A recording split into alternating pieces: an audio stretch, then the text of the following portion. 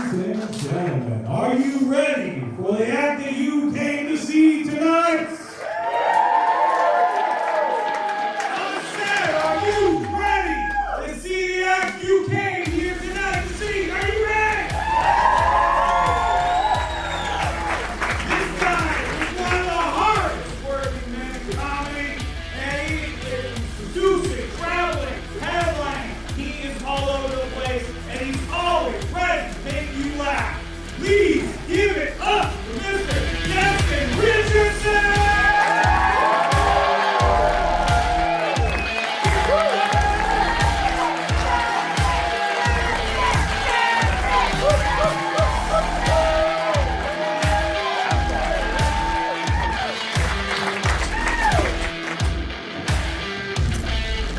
Thank you so much.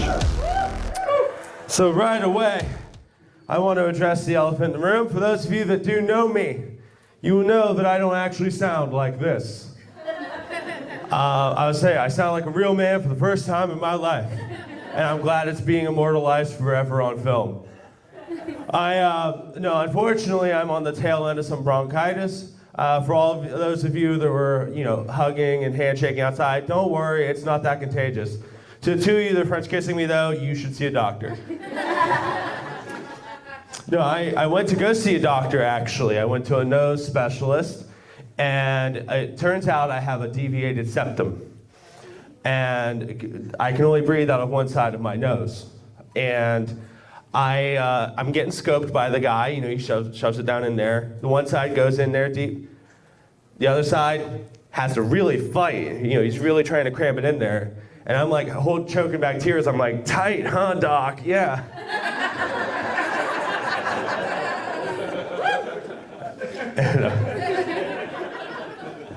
And he says, you have an 85% blockage in your left nostril.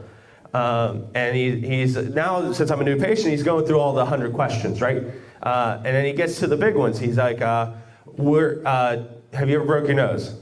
I was like, no. Have you ever been in a fight that hit your nose really hard? I was like, I don't know. I used to be a functional alcoholic. It could have happened. I don't know. Like I remember, I was barely there.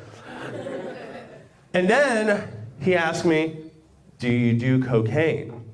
And I said, absolutely not. Cocaine does me. It's a very dom-sub relationship, and I am not the dom. And I said, wait, I didn't realize that cocaine could, deviate a septum. And he said, yeah, if you do it enough, the constant pressure and the force will cause it to shift to one side. I'm like, stop right there, doc. So you're telling me that if I did cocaine in the other nostril, I could undeviate my septum back to center. Is that what you're saying? Thank you, doc. We are about to embrace the curative powers of cocaine.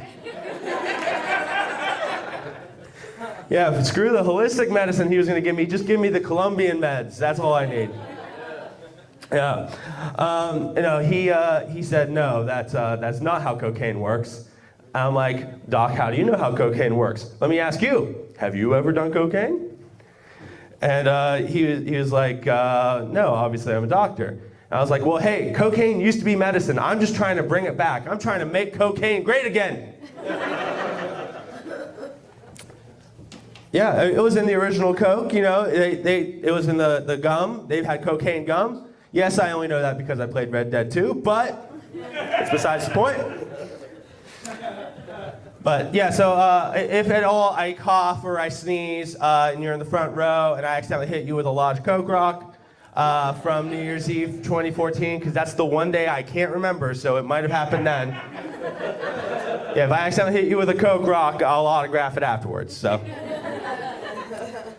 Because, if you're going to get something autographed from somebody, it should be something that pertains to what they do, right? Like, if you're getting a stand-up comics author or an autograph, if you're getting his autograph, you'd be like, yeah, let me get something on like a whoopee cushion, like sign my whoopee cushion, or have him sign anything that's even remotely resembles a penis.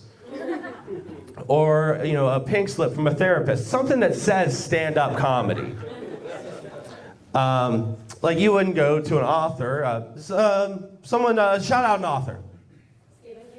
Stephen King. Excellent one. Excellent one. So Stephen King, you wouldn't go to a book signing of his without one of his books, right? Like you wouldn't like show up with like a copy of Malibu's Most Wanted.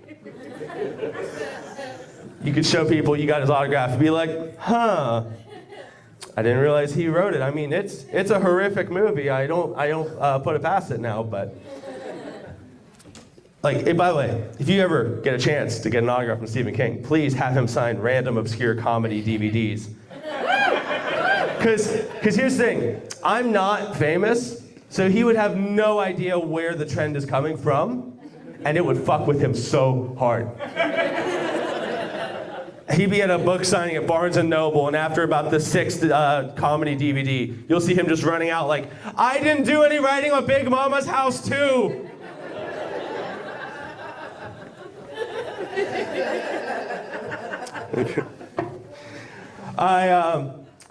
I'm very happy to be here. I don't know if I can mention it or not. My immune system's not happy to be here. It tried to sabotage me, but I'm still here, damn it. Show must go on. A key happiness in life is just constantly being better than where you were this time, like last year, years. Exactly, just as long as you're making progress, that's all that matters in life. Before Facebook would tell us where we were how lame and cringy we were a year ago, I was always pretty good at it though. I know exactly where I was 2 years ago today. 2 years ago today, I had hooked up with a girl that I've been trying to get with for 3 years. Just this constant missed high five of, just we were single at the wrong times, lived in different states, but it finally happened, and it was awesome. Last year, I went to the dentist. That's not progress, I regressed. That sucked. But now, just January 21st, 2023, here we are. I get to stand on this stage making a dream happen that I've had since I was 13 years old. Yeah. I get to be surrounded by my friends and family in my hometown of Newark, Ohio. And I'd much rather be where I was 2 years ago.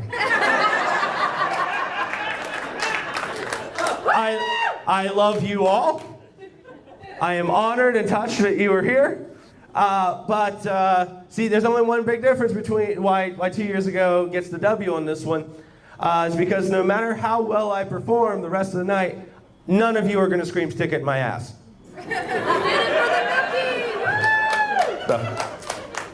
So yeah, do better. No, I'm kidding. Thank you all so very much for being here. So let's see here. I want to get something off my chest right away. Also, this has now been about 16 years in the making. I have a confession to make. And it is not going to be a surprise to anybody that has known me for any length of time. People have suspected this my whole life. But I don't care. Act like it's a surprise, okay? This is my moment. I've been planning this out for years. Please just don't take this away from me. And please, no matter what happens after this, I just hope you all continue to love and support me the way you guys always have. All right. Thank you. Thank you. So actually, before I even get there, I have to give a little backstory. So I was bullied for most of my life. I do stand-up comedy. I need validation from strangers. It was pretty obvious. And school children are always cruel. Like they never had a list. They never stopped having things to make fun of me for, whether it was for being overweight my whole life, or the time I had surgery on my butt and I had to walk around with a hemorrhoid tissue donut thing. Yeah, the year of butt boy. It was great. Yeah, it was never ending. And I was in choir, which I know is a big red flag for the end of this story. Don't get ahead of me. I was in choir, and we were changing into our outfits. They're not uniforms, that's sports. Ours are outfits. And we were in the dressing room, and we're down to just our underwear. And I see it for the first time in my life. I see a giant black dick. It had an elbow in it. It was magnificent. It was like a car wreck. You don't want to look, but you couldn't not. And at that moment, I also happened to turn around. I was there as well. And immediately he looks at me and he notices it's very hard. Yeah. Because I had dropped my cell phone down my pants when he shouted my name, and it startled me. But all he sees is me turning around and being rock hard. So from that day on, I had two things that plagued my entire life. This one was the assumption that I was gay, which is nothing wrong with that. And the name that haunted me and still haunts me to this day, Big Dick Richardson.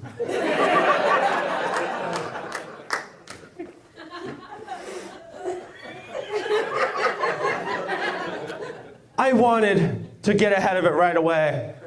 I wanted to say, oh no, this has been a big misunderstanding. But then he said, you putting me to shame, brother. And it was the first time that someone had acknowledged my inner blackness. So I rolled with it, and I said, damn straight it is. So here I am today to clear the record of those two things. I only have an average-sized penis.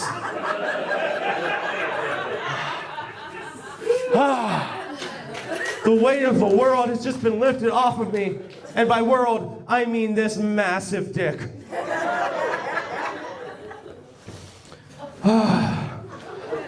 And you have no idea how hard it has been, pun intended. You have no idea how hard it has been to cover it up for all these years, to live with the lie of this massive rock hard rod. When I finally was able to find a woman brave enough to tackle Big Dick Richardson, she was up to the challenge. I had to explain, like, I'm sorry, this doesn't always happen. It was cold. And she's like, it's 84 degrees in the back of your Ford Fusion. And I had to say, no, it's like the car thermometer. It's reading the outside temp. It's 24 degrees on my dick. Yeah, every time they're just like, we were expecting a lot more. That was probably just 5 inches. I'm like, it's 5 inches on its best day.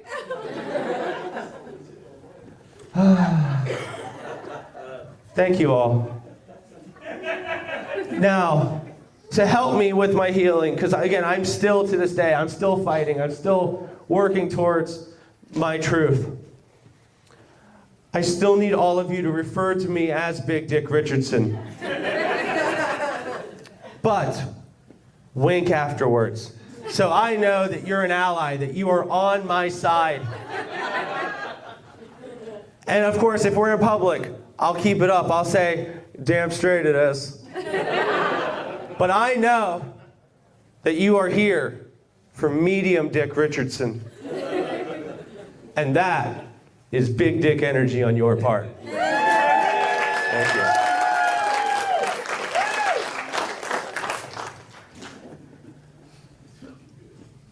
Did you guys think I was going to say I was gay earlier? Sorry, fellas. No, I am unfortunately straight. It is, yeah.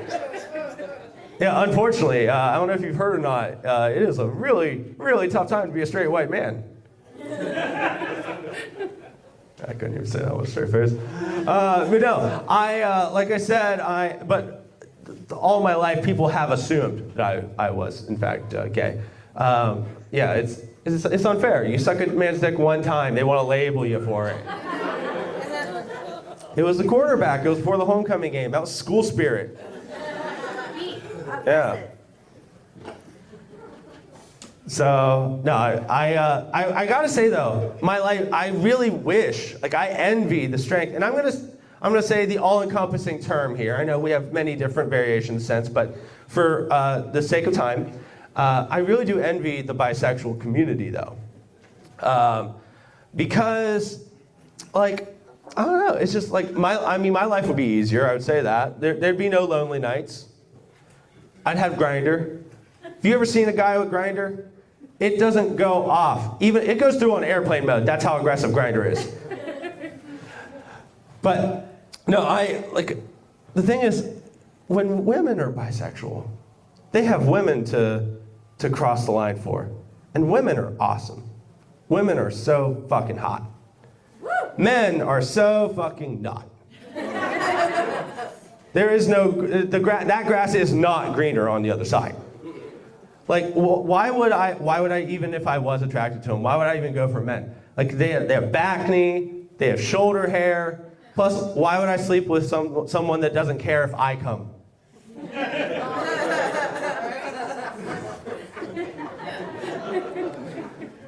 Like, yeah, I'd lose the coin flip, because I'm sure that's how all sex works, is people flip a coin for who goes first. I'd lose the coin flip, I'd have to go first, and I'd be like, okay, it's your turn. It's like, oh, okay, I'll get the...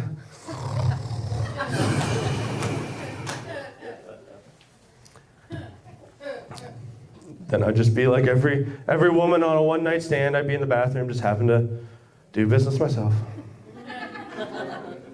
But, all right, I also, as I said before, unfortunately straight, I'm also unfortunately white. I figured that would get a lot of silence in Newark. Newark's like, what's wrong with being white, son? You got a problem there, city boy? No, it's because if you look through history, white people have not been doing great things. I don't personally know the makeup of my whiteness. I just know it's all the pasty countries, but I don't know which ones. Like if you ever ask a white person what kinds of white they are, they have like 5 different flavors of vanilla in there, and I don't know mine personally. I should mention I'm adopted, and yeah, cool. Fuck those kids. Yeah, leave those orphans to the street. They don't pay our taxes. We hate Wendy's. We only eat Burger King. But no. So I don't exactly know what countries they are. So people are like, do the 23andMe. I'm like, no. I watch enough superhero movies. No, that's some spicy government bullshit right there. They are crafting clones.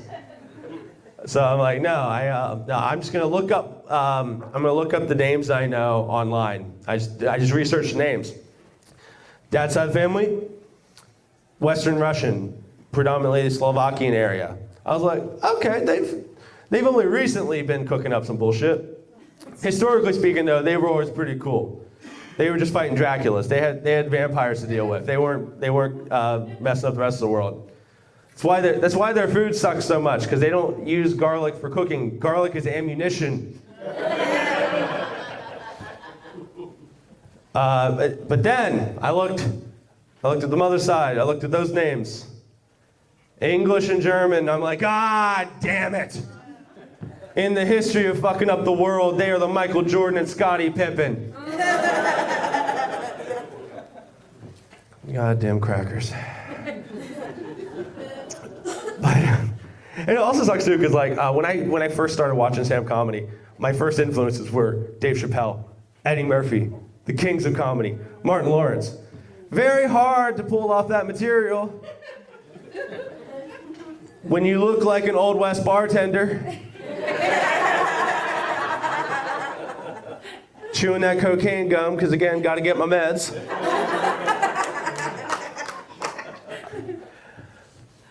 But I want to thank Jesse Pimpinella for doing a fantastic job of opening this show.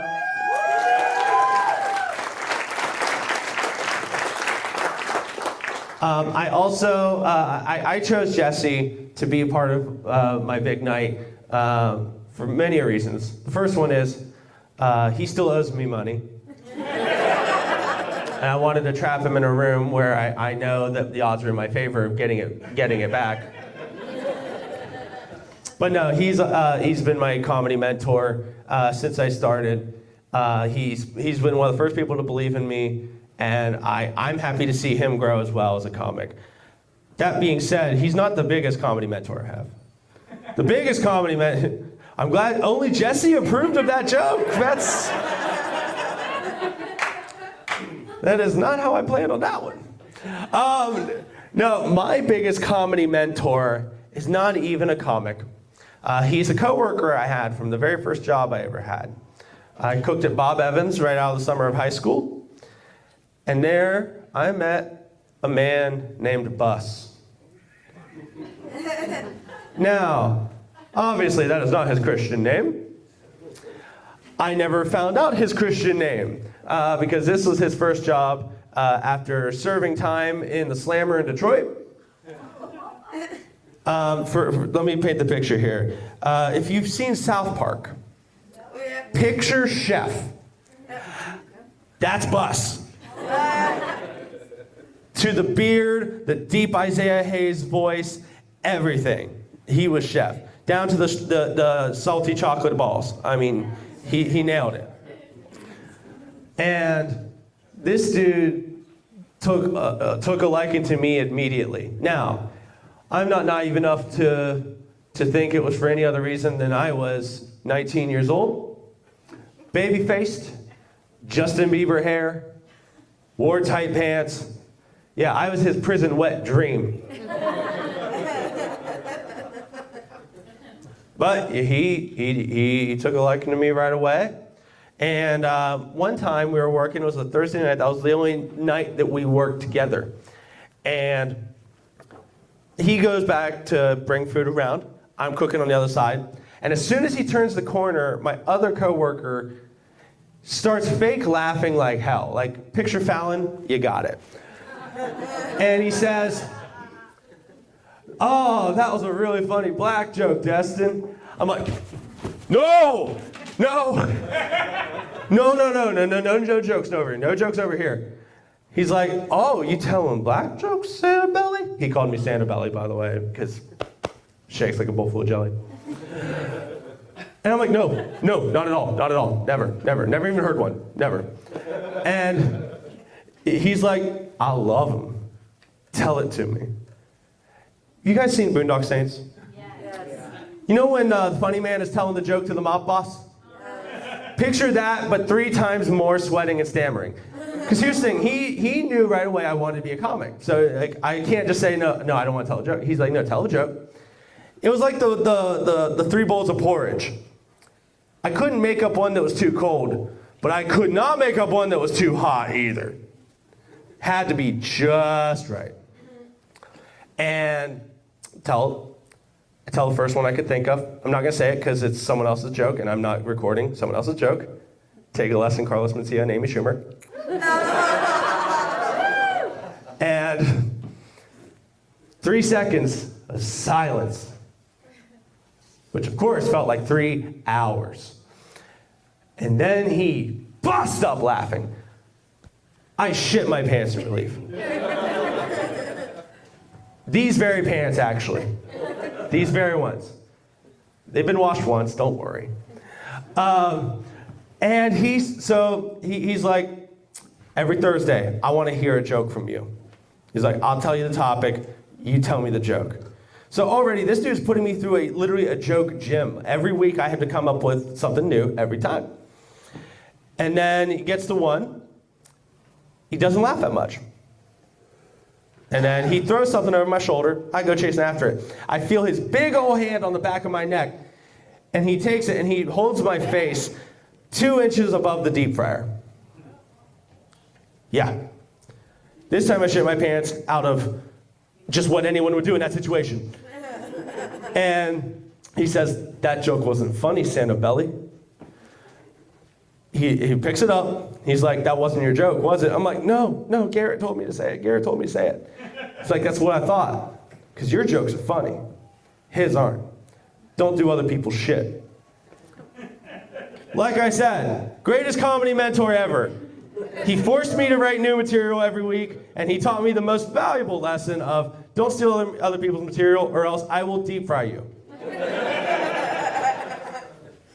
You want to talk about a lesson you only had to learn once. And so when I quit that job, I put in my 2-week notice, and I wore a tux when I did it because I wanted to turn in my formal resignation. You should just be happy in a show called Groan that it took about, 20 minutes before the first pun. Don't worry, they're coming. So, 2-week notice, I put it in. On our last Thursday night shift, I could already tell right away, he's just holding back the tears. Like, I knew he's gonna miss me, I'm gonna miss him. And he says, Santa Belly, got a gift for you. Takes back to the break room, opens up his wallet, and I was like, finally, the money he owes me. No, kidding. No, he pulls out a piece of construction paper that he laminated. Yeah, this dude went into Staples for me. And on it, he pulled my emo as shit MySpace page picture, put it on there, and on top of it said, honorary black card. And underneath it said, in quotes, yeah, he white, but he aight. I've received a lot of many great gifts in my life. Nothing comes even close to that. And then I lost it in a game of cards. So, since it's on camera now, if anyone has a picture of a really chubby Justin Bieber that says, approved by bus, yeah, he white, he aight, I need it back! So, no, actually, when I thought he was taking me back to the break room, I thought he was going to give me my first weed. Which should let you know how much I do weed when I say my first weed. Yeah, I don't do weed, actually. And no, it doesn't do me either. I only go hard. I don't do anything in the middle. So, yeah, I'm doing a show, actually, afterwards. A bunch of the comics bring food as well. And we're having a great time in the green room. We're hanging out. We're eating snacks. My friend Nick is like, you gotta try this ice cream on this brownie over here. I was like, dude, you don't gotta look at my belly. You don't gotta tell me to have brownie a la mode. Like I've been privy to brownie a la mode. And so he hands me the plate. I eat it. I get a second one, and then I go back to my house. And one of the guys calls me. He's like, hey, thank you for putting me on the show. It was a great time. Had so much fun. Man, that brownie's kicking my ass right now. I'm like, oh, is it? So I was having a great time. When I got home, before I knew what hit me, I was watching Shrek 2. I was laughing harder than I ever have, and I've seen that movie like 100 times. Second time, I even put it in French with Spanish subtitles. I didn't know what the fuck was going on, and I still loved it. Just laughing my ass off. And then all of a sudden, that paranoia hit me of, oh no, this is my system for the first time. And so I'm like, well, I'm gonna sleep it off. I go into my bed. Now, this is also part of the story I should mention. I have been single for 4 years, living on my own. So that's just a way of letting you know that the trash can next to my bed is just overflowing with the crustiest of tissues. Oh, you don't like it? Then someone date me! No. So yeah, I look over, I see my giant pile of sadness, and on top of it, I see a spider, big old spider. And my first thought on my paranoid brain was, oh, I hope that's not a female spider. Oh, I hope she's not pregnant. Because if those eggs mix with enough human DNA to film a season of CSI, I can barely take care of myself. Clearly. I can't raise 25 actual Spider-Men.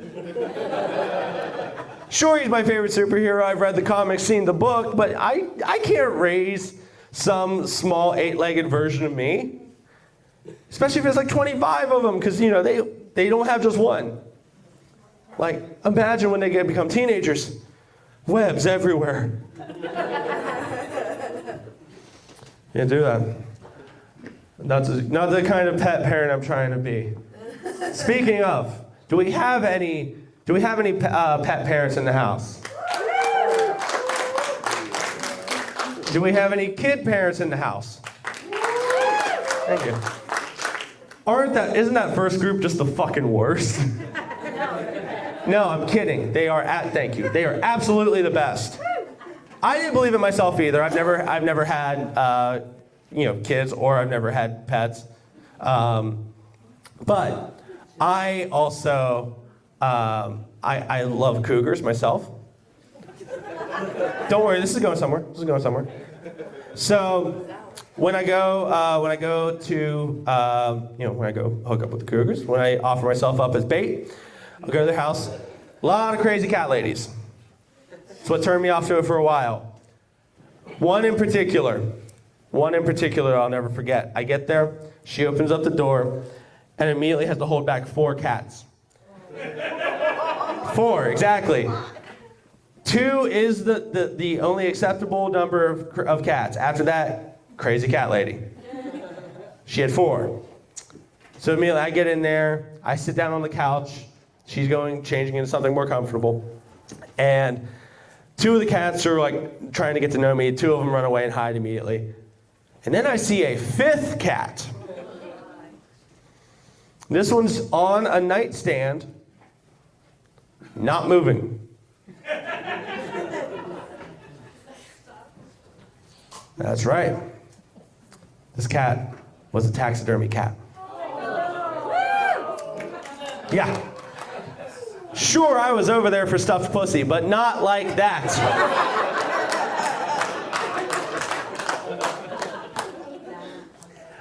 I'm like, all right, this is killing the mood, all right. She comes down. I couldn't hide it. I'm like, hey, what's up with our 5th furry friend over here?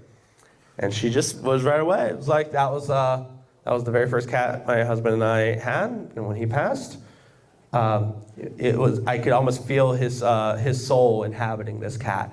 So I couldn't bear when he then passed. I couldn't bear to part. And that's exactly the moment that I realized that pet parents are way more committed than kid parents. I have never once hooked up with a cougar and seen a stuffed kid in the house. That's right, you're all fakes, that's what. Still in a little outfit, throwing a little baseball, poor little Timmy, right? There was, closest thing though is the cremation. That's the closest we have to having someone in the house at all times. I'm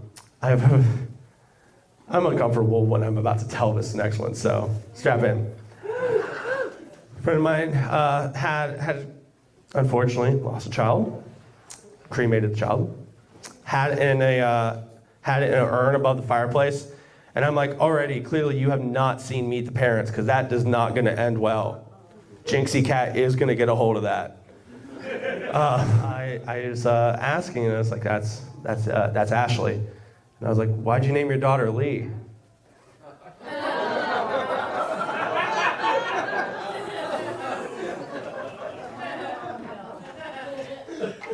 Yeah. This pun life is a curse, let me tell you.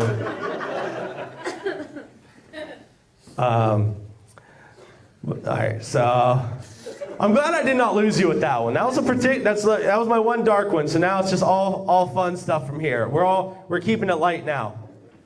So death. I'm kidding. No, people will ask me all the time. They're like, how are you comfortable with doing all of these sex stories when your parents attend almost every comedy show you do? I'll say for those of you at home, you can hear that was her that was heckling me earlier, and I was ignoring her like I did my entire teenage years. And they're accepting of it. They're happy that I'm happy doing this. And also, after the first time she found out I was having sex, it was kind of, it was water on the bridge at that point. Now, she found out, though, in a rather unfortunate way, I will tell you. And so this was back in 2016. My mom was living with me. Yes, millennials, not the other way around. Because she had just recently had a bout with colon cancer, which, by the way, she is now 8 years in remission. That's right, she is kicking ass cancer's ass. And so she moved in with me during the rehabilitation part of the post-surgery. Now, I bought a house when I was 21, okay? This story takes place when I was 22. So, when around April 1st of when I was 22 years old, a girl had finally hit low enough standards to fuck me. It finally happened. I was a late bloomer, yes, 22, you heard me. And I then had to realize, of course I get a sex life when my parents are living with me. So I had to do what any great son does, and I had to kick them out of my house so I could lose my virginity. One of the top 5 hardest things I've ever had to do. But I did. She picked up on exactly why I was trying to get her out. Because, of all of the first in a son's life, that's one that a mother shouldn't want to get on film at all. First step, sure. First bike ride ever. First one, yeah, couldn't do it. So, comes back, comes back the next day. By now the girl I was with, she'd already left the house. And I get woken up at 10 a.m. on a Sunday to my mother poking me in the chest. Never a good way to be woken up. And she's like, so, how was last night? I'm like, this is fine, it was great. I was like, okay, that's good. Is she gone? I was like, yeah, she went to work, it was fun. And then she said, let me ask, did you wear protection? And I was like, yeah, she's a Granville horse girl, of course I wear protection. And as she's turning around to leave my room, she has to give me one last turnaround and side-eyes me and says, well, you want to work on your aim. And there, right next to the mountain of sadness, was just the world's saddest snakeskin just draped across the floor. Just like a super salty water balloon that's seen better days. So yeah, from that moment on, there was no subtlety. There was no subtlety between my sex life. Found out about a girl I had been having a crush on my whole life. Found out she'd stayed over. When she finally got the yeah, it happened thing, her first words were, I'm so disappointed in her. Mother, I am right here. She was right though. She was right. She could have done better. So, but anyway, I want to actually start wrapping it up here. I do want to actually end on a somewhat serious note, though. Would like to talk to you about death. Death has been something that's really been on my mind lately because I turn 30 next year. And as we all know, life is over at 30. I'm just kidding. It's over 31. I got one more good year left. But no, I do think about it though, quite often. And I want to say, if I was to go tomorrow, I lived a goddamn great life. I have loved every second of it.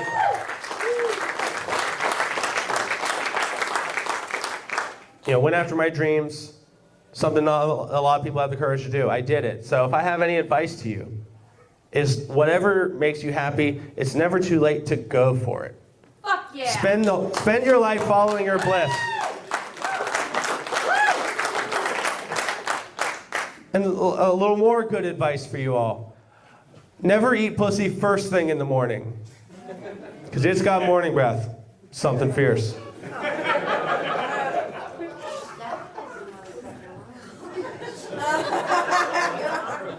You guys are groaning at my my vagina joke. Pussies.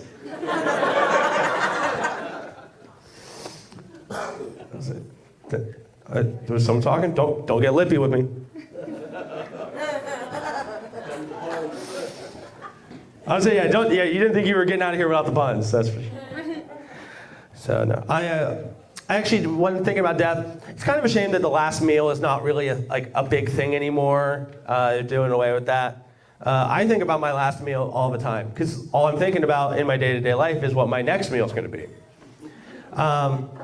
So I'm gonna get a couple thoughts here. So someone raise a hand. We're gonna do this with some order of decorum here. Someone raise a hand if you know exactly what your last meal is gonna be.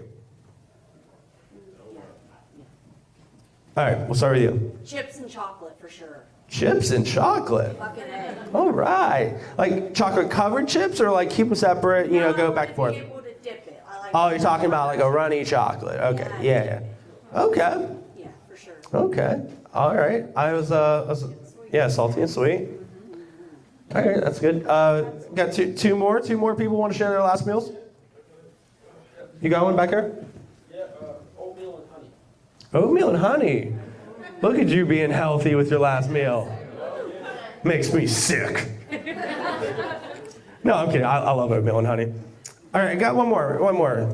Crab legs. Crab legs. All right. That's we're getting a lot more in the what people think of as a last meal. You want to have a meal that you had to fight, right? No, hey, by the way, I'm so glad that we're all mature adults here, and no one said because there's always one guy in the crowd that shouts, "You know what?" I whispered it. Oh, you whispered. All right. Because every guy talks about wanting to drown in pussy, and they never try getting it wet first. Am I right, ladies?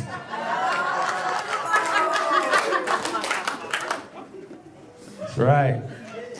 No, so my last meal, I spent a whole lifetime eating whatever the hell I want. Chicken wings, cheesesteaks, pizzas, and anything. Very carnivorous. I love meat. Not to go back to that story I told earlier.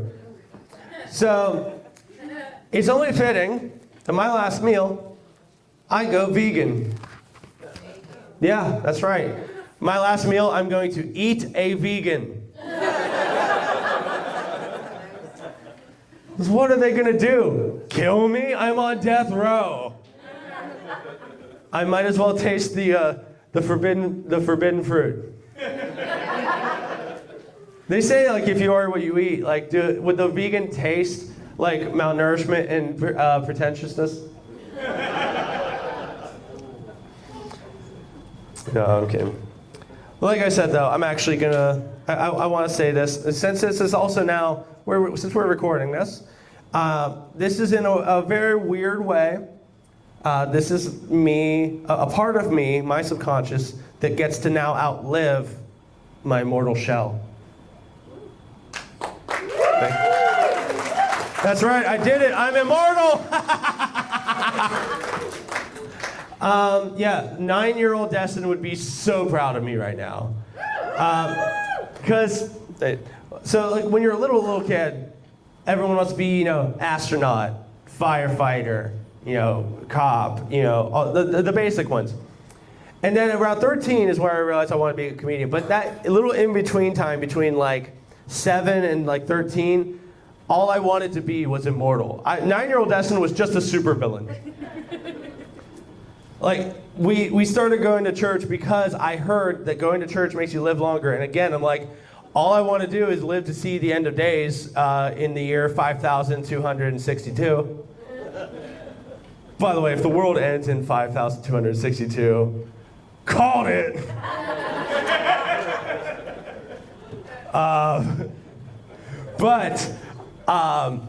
No, and then when I heard it was like, no, it's an afterlife. I'm like, that's whack, fuck that.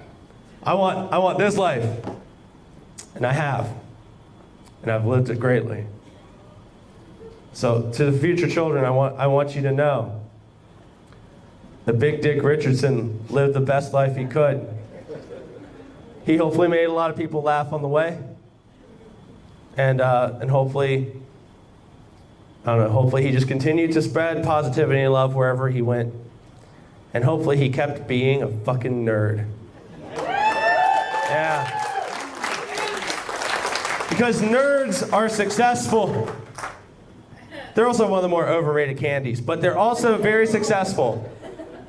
They hurt my teeth, I'm sensitive. And like, look at, I'm gonna use an example, and this might get some mixed reactions, I get it. But look at Jeff Bezos, right? Now sure, people have reasons to not like him. But when you're talking about a successful nerd, he's top 5 of the list, people. Does anyone shout out, if you remember what Amazon.com was when it first was created? Bookstore, exactly. Jeff Bezos was a librarian that was so socially awkward he couldn't even bring himself to sell books in person. And now he has yachts. He had the most expensive divorce in history. Yeah. Look at Elon Musk. Again, a lot of reasons to hate him. But, he lived out his childhood dream. We all said we wanted to be astronauts. He was an astronaut in his giant dick-shaped rocket. See, he, on the other hand, he's small dick Elon, trying to perpetuate the idea that he's big dick Elon. Are you guys actually Elon Musk fans? What the fuck? He's not even that smart. The whole idea is that he's this genius guy. He bought Twitter for billions of dollars. I've been using it for free. He's a fucking idiot.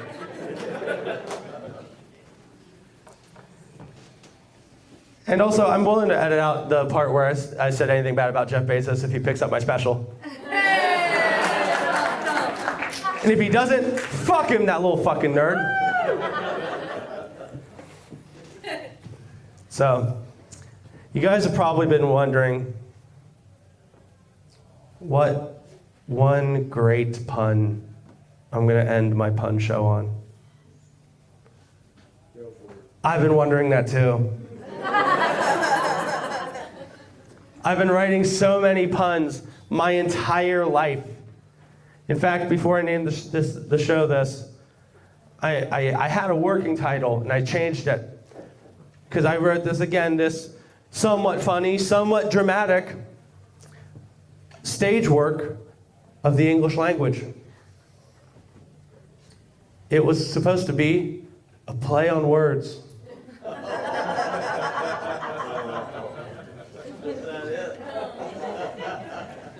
Well, it was until you said that. Now I had to think of a better one. Thanks, Dad. Can't shut up even at his son's comedy special. You're welcome. Thank you. Genuinely, thank you, though. But we're all familiar with the phrase, behind every successful man is a strong woman. Right? So, I've heard a different version of that, though. I opened up Facebook a couple days ago, And I saw behind every great man is a greater woman pegging him.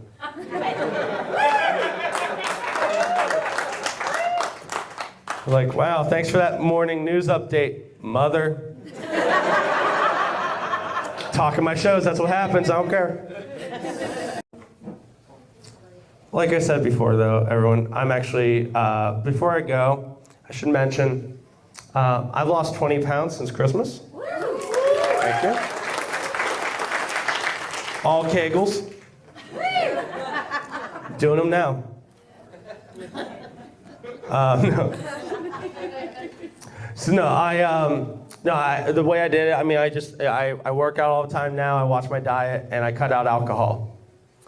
As you probably noticed, sitting on the stool next to me is what is going to be my first beer of 2023. How do you feel about it?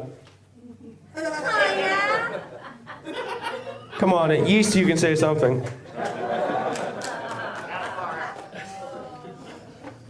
Sorry, all these grain jokes, they're bred into me.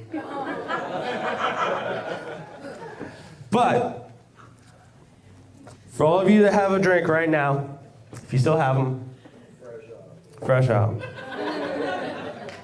Raise them up. I want to dedicate this to everyone that helped me get here on this day, everyone in comedy, my parents, my family, my friends that are here with me now, Bus, if you're watching this from jail. Thank you all so much for coming out. This one's for you guys. Thank you and good night.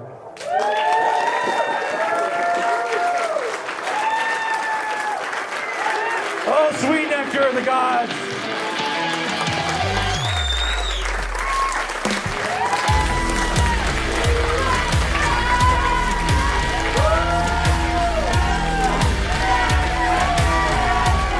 Big Dick Richardson, Big Dick Richardson.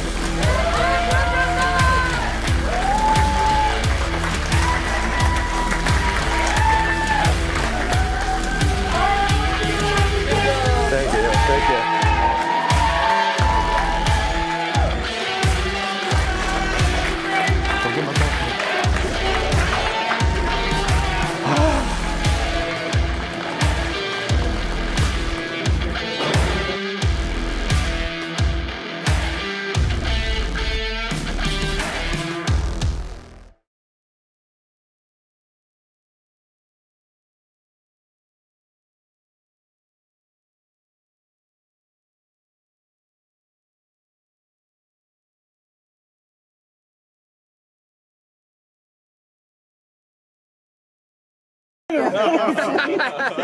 Jesse, you're the one that talks about your CPAP and your special, and I have to tell you how to use it. Dump that beer in that hose. Like, I got like this would make sense.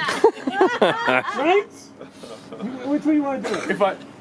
If this is the funnel. Like, we would have to pour into this. Yep. To then, yeah. Yep. You're doing it backwards. You're doing it reverse. That works.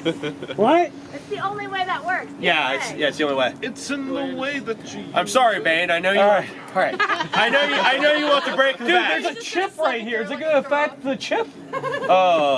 Yours is so much more high tech than mine. What insurance do you have? Better than mine.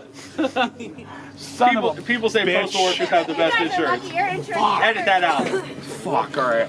I've already got so much editing to do in like 20 seconds. Thank you for that. Someone pour into them. Oh, God. I'm going to bump. It's all you. Hey, I'm recording like everybody else. Is this sweet? I'll be happy to be. Not really. Fuck. Can I go right here because I might vomit? Oh. No, I don't drink. I'm a little fruity guy. Okay, right? I appreciate your tone on vomit. Okay. Next special right there. Yeah. You're double fisting. This is gonna work real well. Hold on. Let me breathe. Okay, go. Go. You got to chug it. Lift them up. Lift it up. Keep it going higher. Yeah, there you go. I'm about to stand on a fucking chair. Oh shit! Yeah, Jesse. Yeah.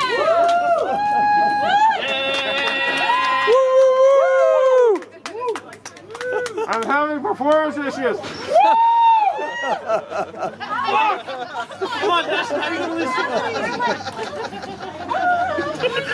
Dog. I'm sorry, you alright? Jesse, I told you stay away. Jesse, drink. Swallow, don't spit. That's running around his fucking leg. Alright, I did it. You pissed. I pissed. You can be discharged.